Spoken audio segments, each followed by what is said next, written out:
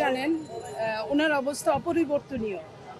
ওনার শারীরিক যে কন্ডিশনটা ছিল তার চেয়ে ভালো থাকলে তো আসলে তো কিওরই হয়ে যেতেন, বাসায় যেতেন। ওনাকে এখন ট্রিটমেন্টের মধ্যে আছেন। আমাদের চায়না থেকে একটা টিম আসছে, ওনারা এখন ট্রিটমেন্ট করছেন। আরেকটা টিম আসবেন, তারা অন দ্য ওয়ে। তো আপনারা, আমি বলবো আপনাদের মাধ্যমে সমস্ত দেশবাসীকে, দেশনেত্রী বেগম খালেদা জিয়া শুধু এখন আমাদের নেত্রী না, বাংলাদেশ জাতীয়তাবাদী দলের নেত্রী না, উনি সমস্ত বাংলাদেশের নেতা। উনি সমস্ত দলমতের ঊর্ধ্বে এখন, উনি গণতন্ত্রের নেত্রী। ওনার জন্য সমস্ত দেশবাসী, আমি যতটুকু জানি অনেক বাসায় আছে, তারা রাত জেগে কথা শোনার জন্য যে উনি কেমন আছেন এটুকু শোনার জন্য অধীর আগ্রহে অপেক্ষা করছেন।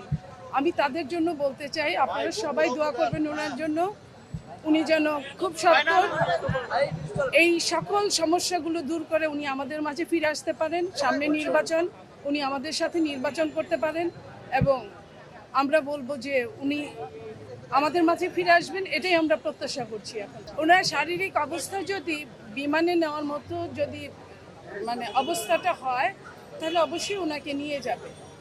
এটার জন্য আসলে ডাক্তাররা আসছেন, তারা দেখছেন, দেখার পরে উনি যদি সুইটেবল হয় বিমানে জার্নি করার জন্য, দেন ওনাকে ওইখানে নিয়ে যাওয়া হবে, এইটুকুই আমরা জানি। দেখেন, আমরা যেটুকু জানলাম দেখলাম, ওইখানে তো আসলে ঢোকাটা বুঝেনি যে অবস্থাটা।